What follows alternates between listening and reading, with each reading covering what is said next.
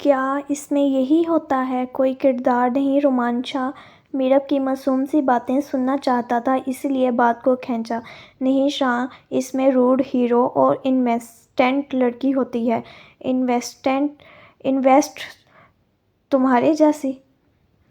ہاں، اور ہیرو آپ کے جیسا۔ میرب بلش کرتی ہوئی کھلکھلا کر بولی۔ پھر تو انٹرسٹنگ ہو گیا۔ اور کیا ہوتا ہے اس میں؟ بہت کیوٹ اور رومانٹک مومنٹ ہوتے ہیں اور کپلز کا آپس میں بہت سارا رومانس۔ کیا بتاؤ کیا؟ میں سننا چاہتا ہوں۔ شاہ اللہ حافظ۔ میرب نے ٹک سے فون بند کیا بنا شاہ کی بات سنے۔ شاہ نے پھر سے میرب کا نمبر ڈائل کیا مگر میرب نے رومان شاہ کی سوچ کے مطابق فون ریسیو نہیں کیا۔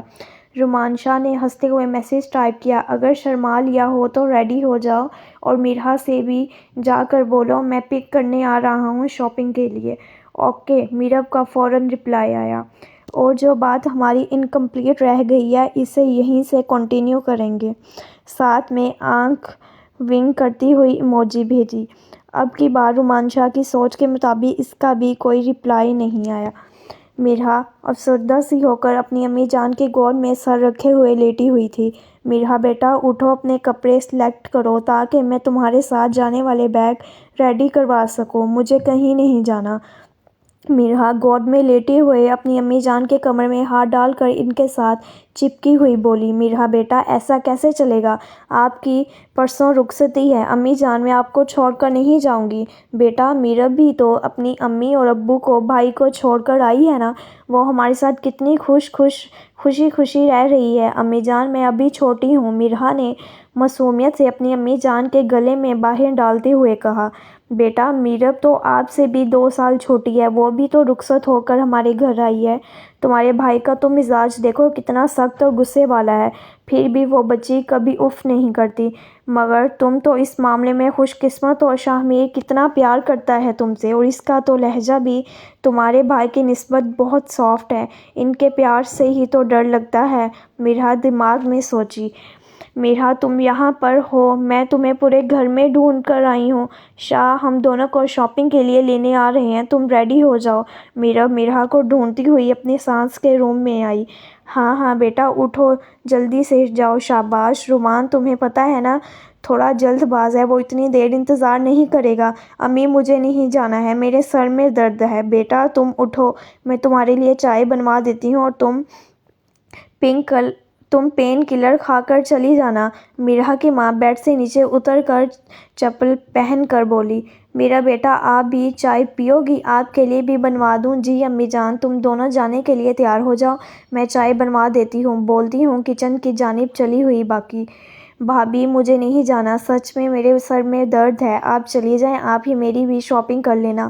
مرحا ایسے کیسے؟ میں اپنی پسند سے تمہاری شادی کی شاپنگ کر لوں؟ یار تم چلو ساتھ میں، اپنی پسند سے اپنی شاپنگ کرنا۔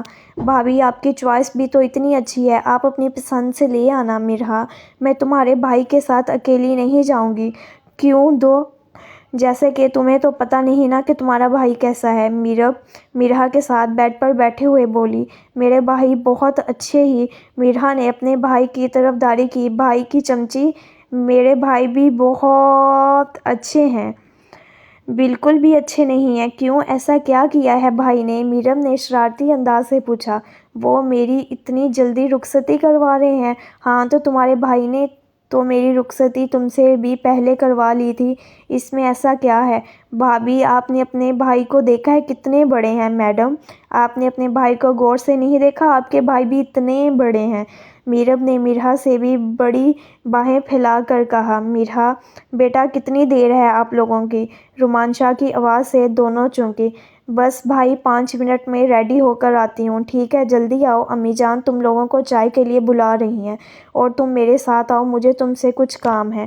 آنکھ کا اشارہ کرتے ہوئے مرب سے پہلے روم سے نکل گیا۔ مرب گھبراتے ہوئے رومان شاہ کے پیچھے پیچھے چلتی ہوئی روم کے اندر داخل ہوئی تھی۔ اب بتاؤ کتنا بڑا ہوں میں؟ کیا بول رہی تھی تم؟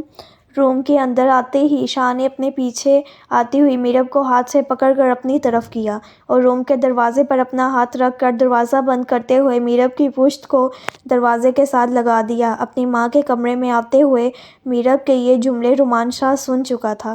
بولو کتنا بڑا ہوں میں، بتاؤ مجھے۔ شاہ اس کے اوپر جھکتے ہوئے بول رہا تھا۔ شاہ مجھے کیا پتا، میں نے کبھی گنا ہی نہیں کہ آپ مجھ سے کتنے سال بڑے ہیں۔ اوہ ہو، ایسے نہیں، جس طرح میرا کو بتا رہی تھی ویسے بتاؤ، وہ شرارتی انداز سے بولا۔ آپ مجھ سے بہت بڑے ہیں، ہاتھوں سے بتاؤ کتنا۔ میرب نے نظریں جھکائے ہوئے تھوڑا سا ہاتھ پھیلا کر کہا، اتنا نہ کم ہے، میرا کو تو تم نے زیادہ بتایا تھا، اتنا بتاؤ۔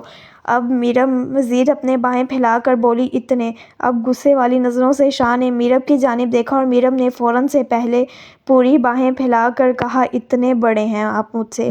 جب تم نے مجھ سے عشق کیا تھا تب کیوں نہیں سوچا کہ تمہارا شاہ تم سے اتنا بڑا ہے؟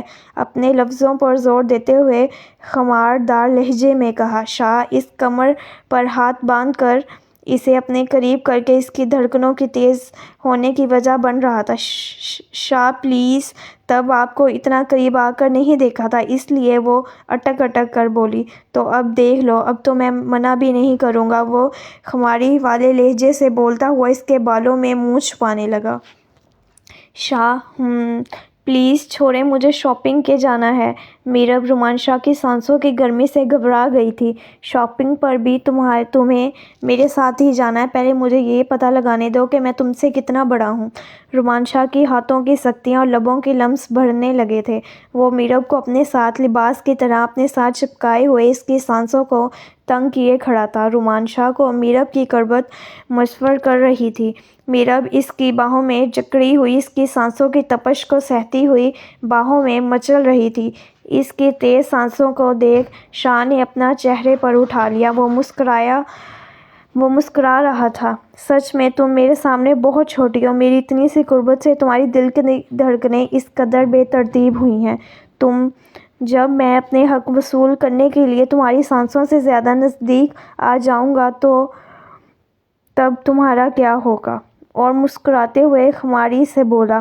اب کچھ بولو گی نہیں؟ میرب کو نظریں جھکائے ہوئے شرم سے لال گلابی ہوتے ہوئے دیکھ کر کہا۔ نہیں، نہ، میں سر کو ہلایا۔